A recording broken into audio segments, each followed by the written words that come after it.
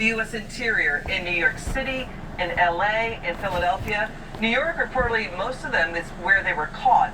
Now, Victoria, here's the issue. Not only did they cross the southern border illegally, these ISIS-linked terrorists, that's the accusation, they also apparently got, quote, full vetting by authorities. At least 2 crossed in the spring of 2023. Please, I want you to listen to this. This is very, very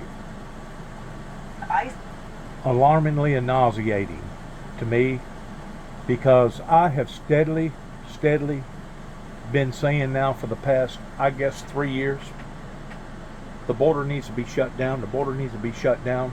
That we have sleeper cells right here in America, people just waiting to do us harm.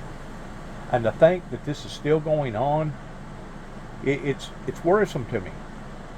It's very, very worrisome to me. And you know, you watch things on YouTube and Facebook, in which, you know as well as I do, you can't put 100% clarity in everything that you see or hear on social media.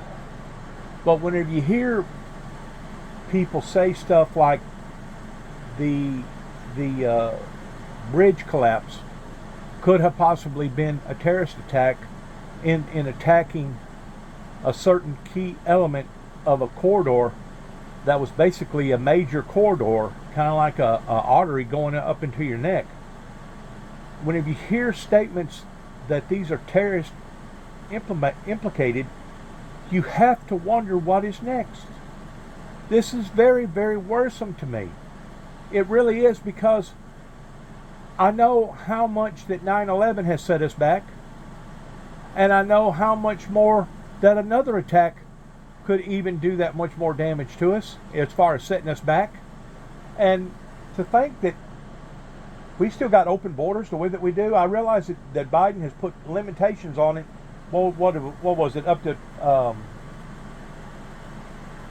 4,000 or something like that? That once it exceeds that amount, then the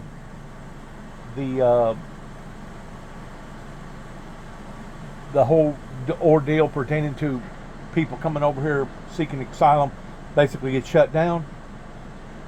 Don't you think it's like a dollar short and a day late in regards to all this? Listen to this report. Please listen to this report, because it is absolutely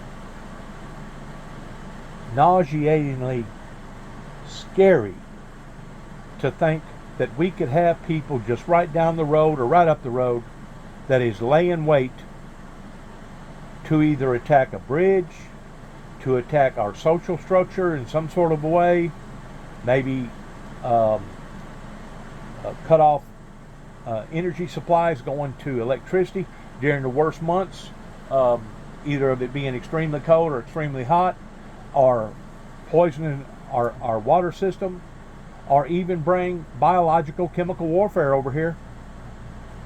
And in a way, you have to admit, in a way, fentanyl and what is going on with fentanyl fits under the category of biological warfare.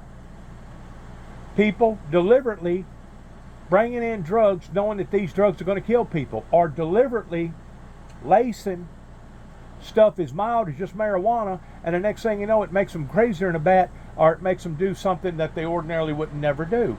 We are living, my friends, in very, very uncertain times. And whenever it talks in the Bible about it being perilous, indicating it being dangerous, I don't think that I can ever remember, even, I'm too young to remember the Cuban crisis, but I do remember very, very fluently pertaining to the Cold War crisis, whenever the Russian government really and truly felt like that we was going to attack them for some crazy reason, that started issuing out cyanide pills to their citizens. That way their suffering wouldn't be as long and as endless.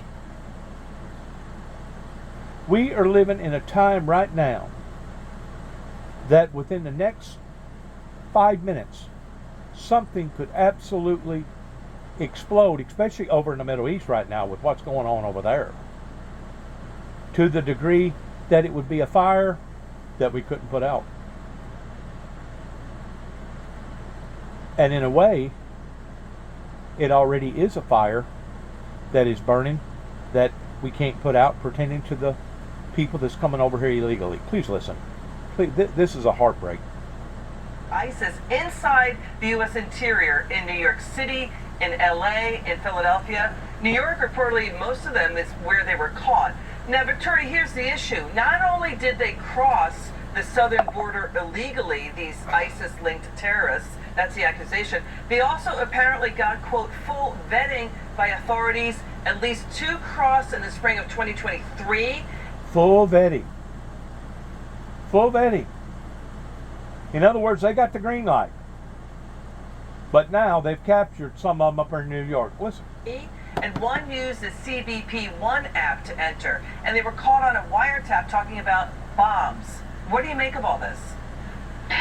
No, Liz, good to be with you. As a Philadelphia resident, I mean, this is just outrageous. And what we're seeing now is what has happened after 3.5, almost 4 years of Biden's open border policies, of very little vetting, if any, to these people coming across our southern border. And as you said, these folks were vetted. They were from a high-value country like Tajikistan. And, you know, anyone from that country and needs to be given a second look, because they frequently have ties with ISIS and other terrorist groups. I mean, these... You know, just as of today, I was talking to an old acquaintance. We had to go to Mayfield, Kentucky, to Youngbloods, because I had to pick up some supplies and stuff for my RV here. And I got to talking to him about these events that had occurred in my personal life. And it's really, really strangely sad that for some reason we have changed from authorities to authoritarian figures of basically being almost like a tyranny. And I know other people that hasn't experienced the things that I have experienced pertaining to being attacked, are having people purposely trying to destroy your character by painting you up as being some sort of a monstrous figure. They're really not going to be able to relate to what I'm talking about. But whenever you have your own people that has shunned you or that has treated you this way, you have to recognize that something is going on a much, much bigger, significant level pertaining to a spiritual invasion. And I've said this all along, even whenever Donald Trump was president, that we are being invaded.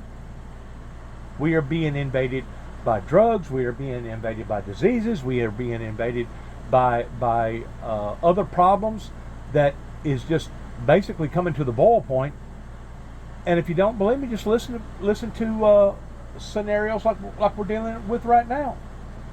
This is not a metaphor scenario. This is actually occurring and has occurred and is still occurring.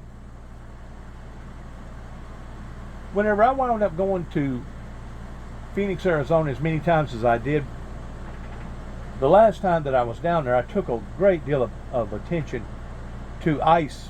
That basically, I seen as many as 15 cars leaving southern Arizona, heading down by the border every morning. You could tell their vehicles. And that was just in one event. There was probably many events where they was either coming in or going out steadily down on the southern part of Arizona, where basically all the salvage yards and stuff are. I was working for Truck Works Incorporated down there, and from my experiences with working with Bill Luke, of seeing how many people are being transported over the border illegally, seeing cars and trucks basically gutted out, all the lights, including the dashes, being spray painted with black paint. Whenever I seen the issues going on, and as much as it went on with Bill Luke Chrysler Dodge, just one particular body shop, in addition to what went on across the board all over Arizona, I knew then that this was one heck of a serious problem. Well, now we're starting to realize just exactly how serious that the serious problem is. Now, whenever it comes to Tajikistan, I'm not going to lie to you. I don't know the difference between Afghanistan and Pakistan and Takistan from any of the other stands that's over there, because there's so many different countries over there. I guess it would take geographically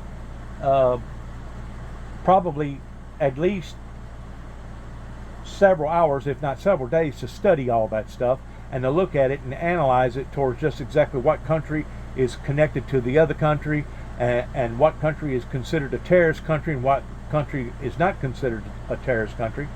And that's just over in the Middle East, not counting looking at all the other continents, because there is a great deal going on all over the world. But I explained to this individual that I didn't really know the difference whenever my first wife basically got targeted towards being taken from me. This would have been after I fell off a 4-story building in 1979.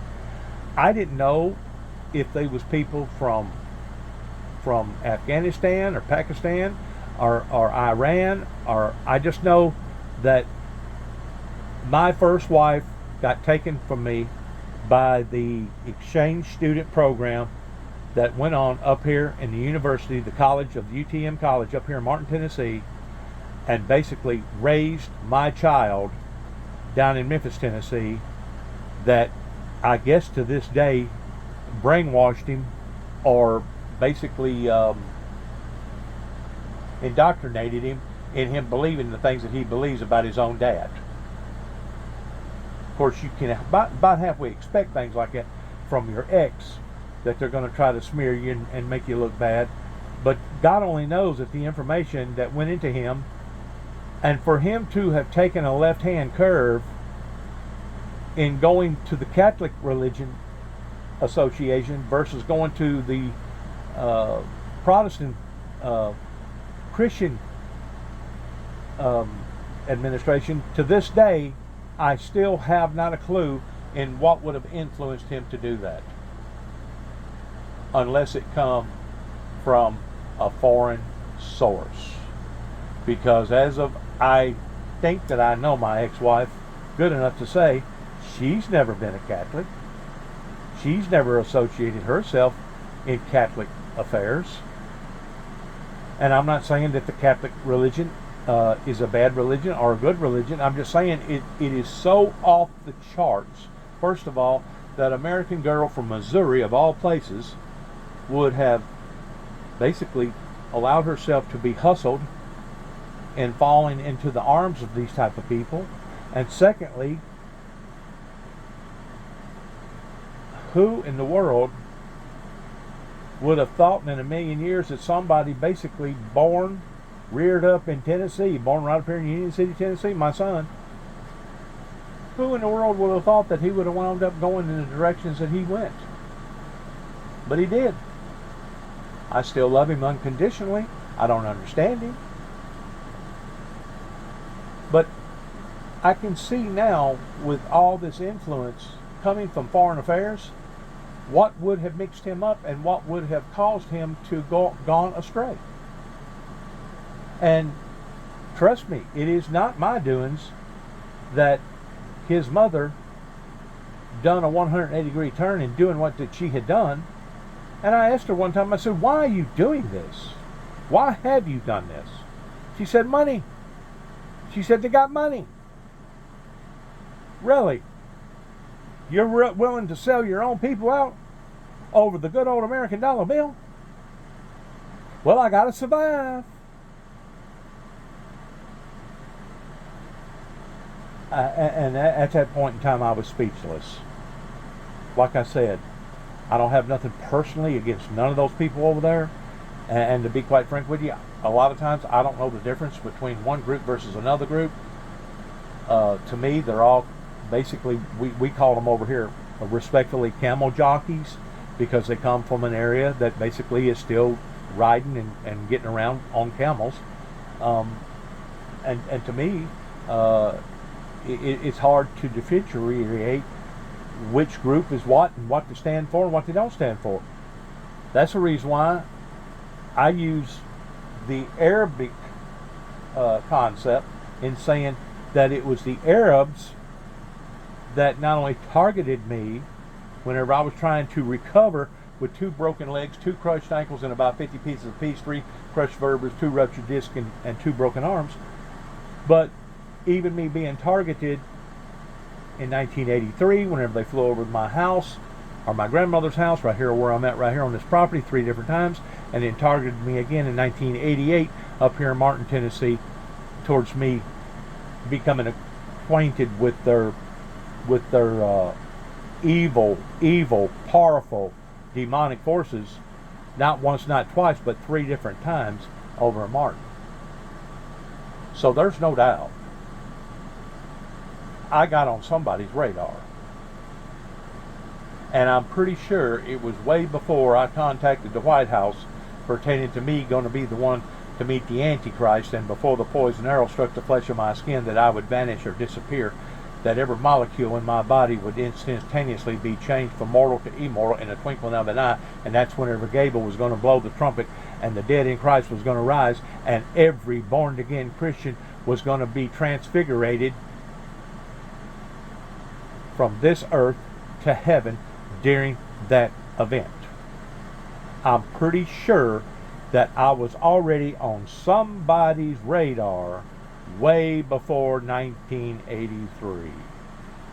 A matter of fact, I know that I was, because certain people had already become acquainted with biblical Bible prophecy, and that's one of the reasons why that they basically indoctrinated a great deal of people over here in the Bible Belt area of believing that the white horseman coming out of the book of Revelations, of being one of the 4 horsemen, was going to be a false prophet, or was going to be a fraudulent figure of being basically an imposter that was going to come onto the scene and suddenly all of a sudden change gears and show his true identity. I can now look at my life, and I can look at the proceedings of what has went on in the Bible Belt area, and I'm pretty sure it's probably went on in all parts of the world, towards people believing that, because whenever you turn on social media and you see where they're still preaching that same message, including some of our predominant United States ministers or evangelists, whenever you see that they're still preaching and teaching that, you know that something had to indoctrinate these people in believing that. That goes to a major source coming from the very core or axis of evil. Folks who did the attack on Moscow earlier this year. And so what's terrifying... Hang on a second. Did they do the Moscow concert hall bombing? Because that's what FBI Director Reyes testified he's worried about, a repeat of that, or the Boston Marathon bombing. They fear terrorists will throw backpacks of bombs and grenades at crowded events or venues. So these same guys at the Moscow, Tajikistan ISIS-linked terrorists were also behind the Moscow concert bombing? Exactly. It was a group from Tajikistan, and it was ISIS-linked. And so this is what has been let into our country and is now metastasizing across all of our states. It's no longer a border state issue. This is now an issue for the entire country.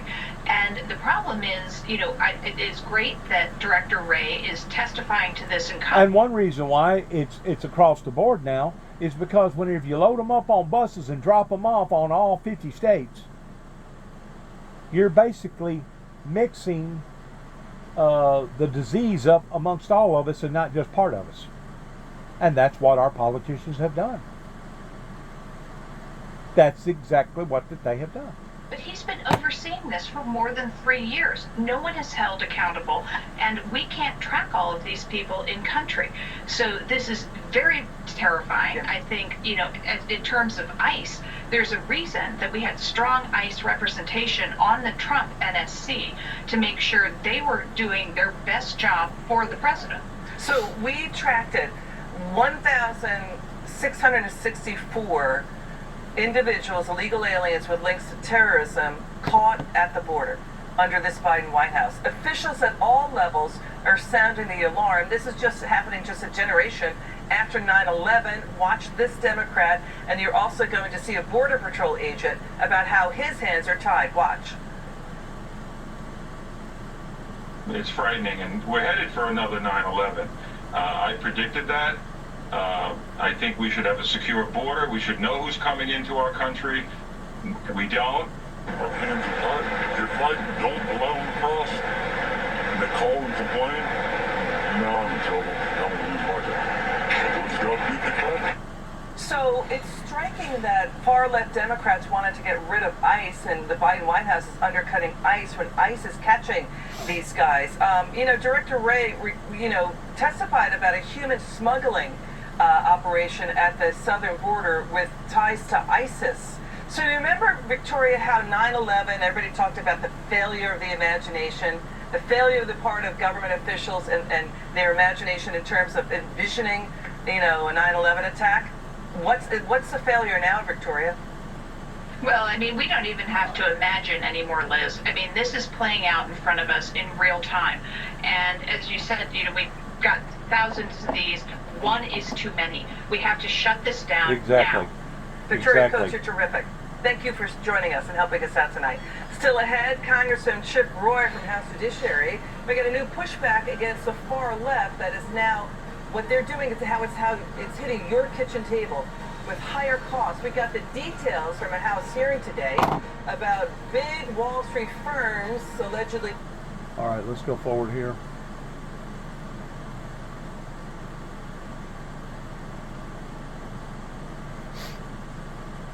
Get this interview real quick.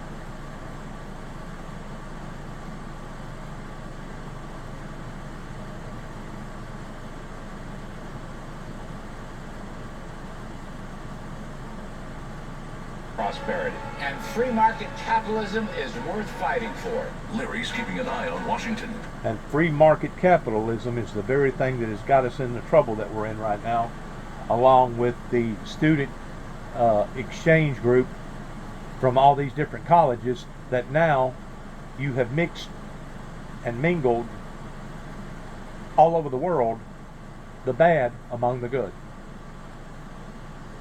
And now it's so overwhelming that even our own authorities cannot keep up with all the above. It's frightful. It really is. It's very frightful. President Biden traveling to Italy today after an unexpected trip to Delaware. All right, G7. I don't want to hear nothing about this. Keep going. Keep going. It's all about Biden and Biden's son. About him being busted for drugs and trying to buy guns. All right, Climate. let's back up. Stop. For helping us out tonight. It's good to see you again. Okay, we've got this high drama, high stakes hearing today. Lawmakers allege some of Wall Street's biggest firms like BlackRock, Vanguard, State Street are involved in a, quote, climate cartel, colluding with activists to force companies to effectively boycott U.S. oil and gas. Hillary Vaughn on Capitol Hill with the story. Hillary. This is another spiritual invasion that, rather than it trying to help the American citizens, in actuality it's hurting them. Good evening, Liz. Well, today lawmakers tried to get clarity from climate groups about if they're weaponizing their climate goals against U.S. investment firms and U.S. companies, but the witnesses today dodged basic questions about what their goals actually are. One of the objectives of the Climate Action 100 is for these focus companies to reduce their emissions. Is that correct? Climate change is something that is happening. Would you please answer my question? There's context to your question. And one of the objectives of Climate Action 100 is for these focus companies to reduce their emissions. Is that correct? Climate change is something that is happening. Is that correct? Answer my question, please. As I say, climate change is something that is happening. Witnesses were also cagey when asked if part of their goal is to get oil and gas companies to reduce production of their product. In order to reduce carbon emissions, do those 42 companies, oil and gas companies, on the target list, on the focus list, do they have to reduce production? I don't think anybody knows how the climate transition is going to take place. Do they have to stop or lower, decrease oil and gas production? As I say, I don't think anybody knows how the climate Ms. Lamb, what do you think? I think that the oil and gas industry is facing enormous headwinds. I didn't ask if they were challenged. I didn't ask about headwinds. I asked a simple question. Do you think they have to reduce production of oil and gas? Ahead of today's hearing, climate groups defended their mission. Series saying this hearing is a part of a larger political campaign to ban investors from considering climate risks and insist that what they do is legal and appropriate. Climate Action 100 insists investors and firms are responsible for their own decisions and that they have been unduly politicized, misunderstood, and misrepresented. We reached out to BlackRock, Fidelity, Vanguard, and State Street for comment and are waiting to hear back, but Vanguard did tell Reuters the firm's mission is to help individual investors achieve their financial goals, and it remained committed to cooperating with Congress's requests. But even though these climate groups are standing by their mission, they all admit they needed fossil fuels to get here to Capitol Hill. How many in this room arrived here with a zero net emissions, zero carbon? You didn't walk without breathing. Ms. Lamb, how did you get here? I took a flight at request of Congress. Okay, so you flew using some of that evil Exxon oil or bad Chevron. So, Liz, representatives with these climate groups are opposed to encouraging investment in oil and gas companies unless they do a 180 and reduce their emissions, but they're not opposed to using oil and gas to get around. Liz? Yeah, for themselves. Hillary Vaughn, you're terrific. Thank you so much. Let's bring in from House Judiciary Congressman Chip Roy. You know, Congressman, it's great to see you. So Hillary's report on the House Judiciary Subcommittee hearing today, it's infuriating to see them not testifying and not answering questions. I mean, this is an investor group, Climate Action 100 Plus, more than 700 investors, 170 companies, bullying and threatening asset managers, using viewers' pension money, viewers' 401k money, trillions of dollars in viewers' investment money to basically obey the climate cartel and pressure boycotts of U.S. oil and gas. Well, you just summarized it pretty well. I'm not sure you need me as a witness or somebody to interview, but let me just tell you that we had a witness there from CalPERS. Everybody that was testifying, they literally refused to answer the questions you just showed in the lead-in. Because if they were going to answer the questions honestly, everybody with a brain knows precisely what they're doing. They are trying to limit production. They are restraining trade. The question here is what that means with respect to violation of antitrust law, because they're colluding to do it. They are doing it for a very specific purpose, the result of which will undermine the prosperity of the American people by driving up the prices of the energy people need to live their lives. This is a purposeful effort by a radical, democratic, progressive agenda that is trying to put climate hysteria, what I call unicorn energy, in front of the well-being of the American people. So kudos to Thomas Massey, the chairman of the Subcommittee on Antitrust, and Jim Jordan for hauling these people to court. We have evidence of collusion, evidence to know exactly what they're doing. When I went to business school, we talked about shareholder value because we believed in capitalism. We believed in free enterprise. Then that morphed into stakeholder value. Now it's full-fledged ESG, war against the American people. They've been caught, and they didn't want to admit it under oath. You know, Congressman, so CalPERS is effectively leading the charge on this because, walk the viewer through it. Are they targeting U.S. airlines, aviation, U.S. agriculture, farming businesses, and how? Yeah. How is this going to affect people when it comes to heating their homes, driving or buying their cars, buying, even travel, affordable travel? Yeah, sure. So It sounds to me like it's going to finish us off. It's going to break us. Because whenever you get enough people having to declare bankruptcy, then basically the country has to declare bankruptcy. Sounds to me like that's the goal. understand what's happening is you've got these activists, they come together and they collude to basically get these asset managers with their trillions of dollars under investment, and they try to pressure them through all the political pressure, and again, in a coordinated, collusive fashion. They pressure them to then exercise their shareholder, their voting rights, to then force companies to make decisions based on their agenda. That agenda, again, is to limit the production of fossil fuels, limit the production of available, reliable energy, increase the production of unreliable energy, increase the production of the very electric vehicles that are stacking up on the lots of dealers because they're not efficient, they're not effective, they empower our enemies like China, they force children into child labor to go get the cobalt for solar panels, and batteries. All of this stuff is happening all because they're using the power of these companies through crony capitalism to force this on the American people. We could fix whatever we want in D.C. We could end all of the, EPA regulations and NEPA regulations, barriers to entry. But if you don't stop these corporations, you can't get the energy we need for the average American. This is what takes place whenever you have a group of people that went to the far left versus going to the far right, going all the way back into the Reagan era. Total chaos. Putting the American people in behind the eight ball. The fault falls upon the feet of those that have been in power years back, and some of them are still in power, that are sitting back laughing and giggling and sniggering, thinking that they have gotten away with this. Thinking that they have gotten away with this travesty that they have all been a part of. Because I promise you, I have tried to do my best by putting out the warnings and advisories out there, that even that was taken out of context at times, to the degree of people trying to say that I was threatening them versus warning them. Congressman Chip Roy, thanks for joining us tonight. It's good to see you. Thanks, Liz. Still ahead, Wall Street Pro Carol. Go forward real quick.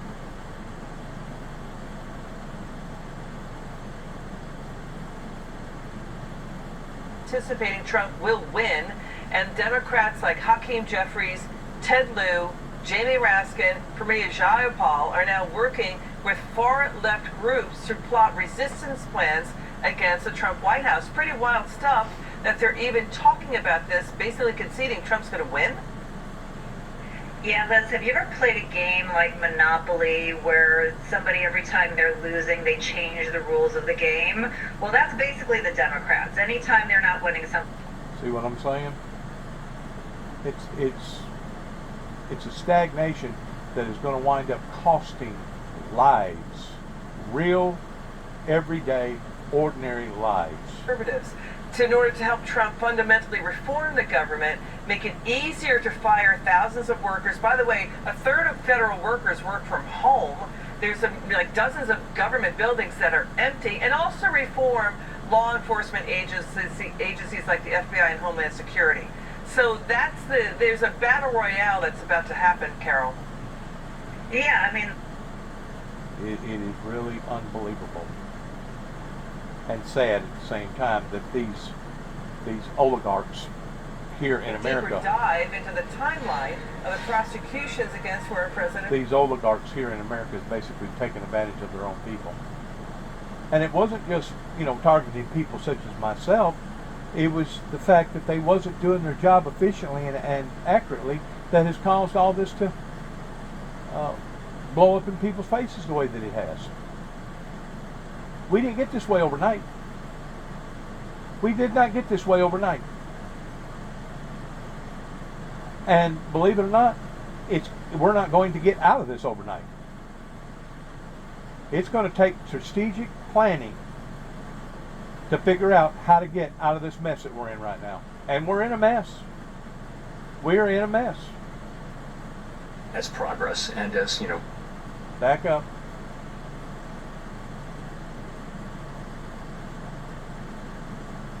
Well, don't hold your breath. Edward Lawrence is at the Federal Reserve right now. Let's go to Edward. What do you have? Well, Dagan and Sean, inflation at the nexus of all of this. And the Federal Reserve left rates unchanged. This is the 7th consecutive meeting where that happened. And it goes to their message of higher for longer. But it also means that anyone looking for a home, for example, will see the 30-year fix probably stay around 7%. Auto loans will also cost a little bit more to borrow the money for. And the Fed chairman says that in the inflation fight is not over. We see today's report as progress and as building confidence, but we don't see ourselves as having the confidence that would warrant beginning to loosen policy at this time. Both the Federal Reserve Chairman and the White House watching inflation numbers out today. The Fed Chairman reiterated in his news conference they raised their projection for inflation for the end of this year. They also raised the projections for inflation next year, signaling that it might be harder to get rid of as some people are using credit cards, racking up that debt to afford their lifestyle. So how close then are we to that point where the consumer can't continue to spend as it's spending or companies can't hire like they're hiring? Consumer spending is still growing. It's not growing at the pace it was growing at a year or so ago, but it's still growing solidly. And right now, the Fed chairman just not concerned about the economic conditions slowing through the course of this year, he could feel he was believing that we're in that soft landing that he had talked about. Did I get Sean? Thank you. Edward Lawrence. Hey, McElroy. Yeah. All right, the White House is still insisting they're working to lower costs for Americans. Look, we know that in coming months, that's the kind of choice that's going to be in front of us. Whether to keep fighting to lower costs for middle-class Americans, which is at the center of the president's agenda, or to be fighting for tax cuts for the ultra-wealthy and corporations. That's really where the Republicans are focusing. They say that's where Republicans are focusing. In reality, it's what the... It's bad. Really is bad. Let's listen to this person. Voting to hold Attorney General Merrick Garland in contempt of Congress, but will it go any further than that? And remembering the NBA legend whose silhouette became the league's logo, LeBron and Jordan paying tribute tonight to the great Jerry West. This is NBC Nightly News with Lester Holt. Good evening and welcome. We are watching an extraordinary weather story unfold in South Florida tonight. The rain just not stopping. For a second day, a slow-motion system triggering intense downpours and flash flooding. Tonight, flash flood warnings and emergencies are posted into the evening. Many streets are impassable. Cars have been left stranded. Adding insult to injury, the risk of lightning and severe wind gusts. Rain totals in the last 2 days across southern Florida exceeding a foot in some places, with no relief expected before Saturday. Downpours just this afternoon falling at an estimated rate of 4 to 6 inches per hour. Flights in and out of the Miami area have faced hundreds of delays and cancellations. Fort Lauderdale Airport. Now wait a minute now. 4 to 6 hours per... Flights in and out of the Miami... 4 to 6 hours per hour. If I'm not mistaken, the same thing happened last year in Miami that was so bad that it was causing water to get into the gas stations pertaining to their fuel that was contaminating some of their fuel down there. So this isn't the first time that this has occurred. But once more, the atmosphere is warming up. It's holding more moisture. Whenever it does release it, it releases it in the form of a deluge. What did Jesus say? Jesus said that we would see signs up in the heavens and signs upon the earth such as man has never seen before in the final and last days, and to flee unto the mountains. To flee unto the mountains. I was listening to a report just as of yesterday where a whole island basically had to be evacuated and had to move I don't know how many citizens to a higher place, and it was just, these are the ongoing events that are only going to intensify. Once more, there's consequences in doing what the American people done, in lagging, or trying to stifle, or even trying to stop Bible prophecy from occurring. And now we're seeing those consequences. of the Miami area have faced hundreds of delays and cancellations. Fort Lauderdale Airport recording 7.5 inches of rain in the last 6 hours. Sam Brock is in the middle of it all tonight and starts us off with the latest. Tonight, Florida under siege from severe weather. This reported tornado slamming down on Martin County, Florida, while about 100 miles south. Chaos on the roads near Miami Beach. The cars are floating and the water is so high right now. On this iconic highway, vehicles swamped by flooding. How would you describe the conditions right now? Very bad. Horrible. Another round of vicious rain battering the state for hundreds of miles, canceling flights and delaying travelers. I'm gonna miss all my connection flight. With life-threatening flash flood warnings popping up from Miami-Dade to Broward. There was a lot of rain, We had to stop and walk because we couldn't see from the rain. Florida's notorious flood problems re-emerging, even as Miami Beach has recently raised some of its roads for drainage, but the porous limestone underground is an issue. It creates something we call compound flooding, whereas the water's coming from underneath, you may see it percolate up through storm drains. When you add rainfall on top of that, there's nowhere for the water to go. And this is only the middle stretch of a week of rain. As you can see, cars are being towed behind me all over the place. We want to move the car up. Now listen, about 2 or 3 weeks ago, they was talking about a rain deficit in the very area that you're talking about, going all the way up towards Orlando and Daytona. They was actually talking about a rain deficit. So once more, we're seeing these extreme swings going from one extreme to another just within a matter of days. Just within a matter of days.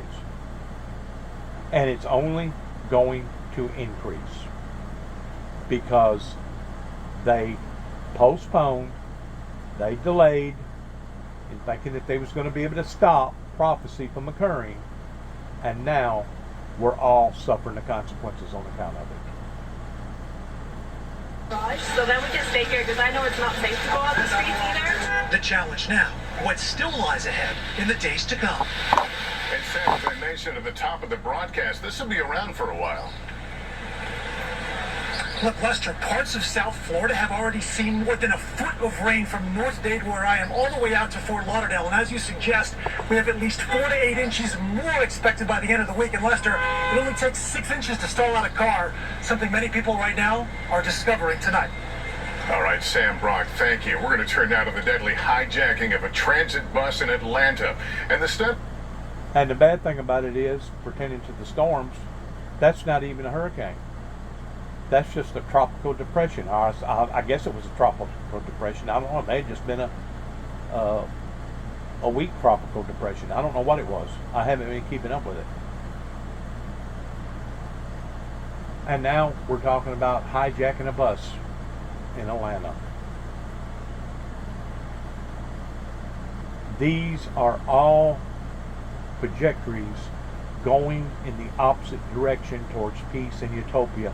The very things that the Windmill Ministries missions has been preaching and teaching and supporting now for the past 30 plus years, that obviously nobody wanted to listen to.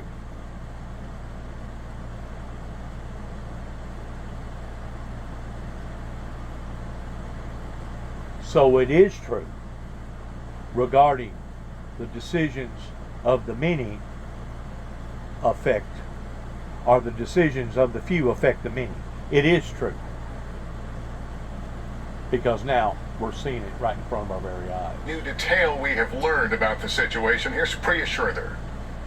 A terrifying scene unfolding during rush hour in Atlanta Tuesday. Heard person shooting on the bus. as 39-year-old Joseph Greer hijacked a Gwinnett County Transit bus with 17 passengers on board. I think there's someone taking the bus hostage. Police say it all started with a fight between Greer and a fellow passenger. That passenger pulled out a gun, then Greer grabbed it and shot the passenger before ordering the bus driver to flee the scene, authorities say. Right now I'm in an extreme mode. Earlier that day, Greer spoke to NBC's WXIA at the scene of an unrelated shooting in downtown Atlanta, telling our affiliate he was bipolar and manic. My thing is, I'm in a manic episode. Hours later is when police say Greer hijacked the bus. Johnny Gilbert says his wife was a passenger as it all unfolded. She called me, told me that one guy shot another guy on the bus. Police say Greer fatally shot that passenger with the passenger's own gun. Tonight, the victim identified as 58-year-old Ernest Bird Jr. My heart goes out to the family. The entire hijacking lasted nearly 40 minutes. The bus seen driving in the wrong direction of traffic and hitting multiple cars before a Georgia state trooper was finally able to stop the bus by shooting his gun into the engine. It was something that we'll never forget.